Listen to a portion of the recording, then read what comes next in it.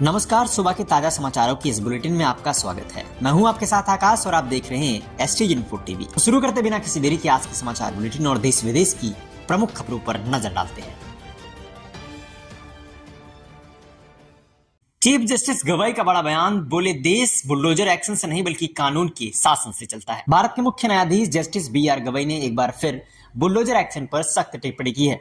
Mauritius में आयोजित एक कार्यक्रम में उन्होंने कहा कि भारतीय न्याय व्यवस्था बुलडोजर शासन से नहीं बल्कि कानून के शासन से चलती है। CJI गवाई ने यह भी स्पष्ट किया कि बिना कानून प्रक्रिया के घर गिराना मौलिक अधिकारों का उल्लंघन है और यह अनुच्छेद 21 के तहत आश्रय के अधिकार को ठेस पहुंचाता है।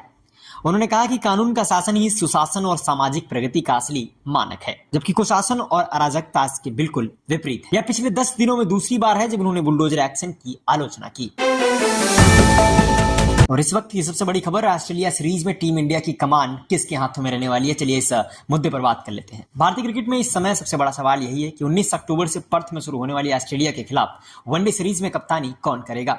चर्चाओं के केंद्र में रोहित शर्मा और विराट कोहली। दोनों दिग्गज खिलाड़ियों ने टेस्ट और T20 फॉर्मेट से विदाई ले ली है और अब पूरा ध्यान वनडे पर है। BCCI सूत्रों का कहना है कि रोहित को कप्तानी से हटाने का कोई सवाल ही नहीं। जब तक वह खुद पीछे नहीं हटते, वनडे की कमान उनके हाथों में ही रहने वाली है। इस बीच चयनकर्ता शुभमन गिल को आराम देने पर विचार कर सकते हैं। लगातार सभी फॉर्मेट खेलने की वजह से वर्कलोड और फिटनेस मैनेजमेंट उनके लिए अहम मुद्दा बन चुका है। भारत को इस सीरीज में हार्दिक पांड्या और ऋषभ पंत की कमी खलेगी, जो चोट के कारण टीम से बाहर है। वहीं जियो हॉटस्टार के प्रमोशनल टीजर में रोहित और विराट कोहली की मौजूदगी ने भी साफ संकेत दे दिए हैं कि दोनों सुपरस्टार इस सीरीज का हिस्सा होंगे।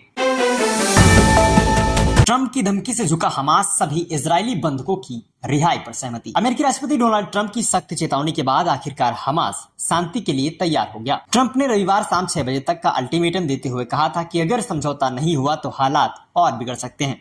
इस धमकी के बाद हमास ने इजराइल के सभी बंधकों को रिहा करने और संघर्ष खत्म करने पर सहमति दे दी है। उसने गाजा प्रशासन को स्वतंत्र फिलिस्तीनी निकाय को सौंपने की बात भी मानी है। अगर यह कदम अमल में आता है तो अक्टूबर साल 2023 से बंधक बने लोगों की रिहाई की कोशिशों में यह सबसे बड़ी सफलता मानी जाएगी। हमास ने अरब देशों और अंतर्राष्ट्रीय सहयोगियों के साथ साथ ट्रंप का भी आभार व्यक्त किया। हाईवे पर रैलियों और रोड शो पर रोक, करूर भगदड़ के बाद हाई कोर्ट सख्त। तमिलनाडु के करूर में हुई भीषण भगदड़ के बाद जिसमें 40 से अधिक लोगों की जान चली गई, मद्रास हाईकोर्ट ने बड़ा आदेश दिया है। अदालत ने राज्य और राष्ट्रीय राजमार्गों पर सभी राजनीतिक रैलियों, रोड शो और सार्वजनिक आयोजनों पर तत्काल रोक लगा दी है। यह प्रतिबंध तब तक लागू रहेगा जब तक ऐसे आयोजनों के लिए एक मानक संचालन प्रक्रिया यानी SOP तैयार नहीं हो जाती। सुनवाई के दौरान जस्टिस सेंथिल कुमार ने तमिलनाडु पुलिस की जमकर आलोचना की और सवाल उठाया कि आखिर हादसे के बावजूद केस दर्ज करने में इतनी डिले क्यों हो रही है। गौरतलब है कि यह फैसला 4 जनहित याचिकाओं पर सुनवाई के बाद आया है, जिसमें अभिनेता से नेता बने विजय और उनकी पार्टी TVK की रैली के दौरान हुई भगदड़ जैसी घटनाओं को रोकने के लिए सख्त गाइडलाइन बनाने की मांग की गई थी। तो आज की खबरों का सफर और सिलसिला यहीं खत्म करते हैं, लेकिन याद रखिए खबरें कभी खत्म नहीं होती, बस सुर्खियों का इंतजार करती हैं। चाहे राजनीति के उठते सवाल हो, कूटनीति की चालें हो, खेल के रोमांचक मोड़ हो या फिर देश दुनिया के बड़े घटनाक्रम, हर खबर के पीछे एक कहानी होती है और हर कहानी हमें सोचने पर मजबूर कर देती है। तो आप सोचते रहिए, सवाल करते रहिए और हम लाते रहेंगे हर जरूरी खबर बेबाक और बेझिझक। देखते रहिए एसटी इन्फो टीवी, क्योंकि खबरें सिर्फ सुनी नहीं समझी भी जानी चाहिए। मैं हूं आकाश, आपसे विदा लेना चाहूंगा। मिलते हैं अगली बुलेटिन में, तब तक के लिए नमस्कार, वंदे मातरम।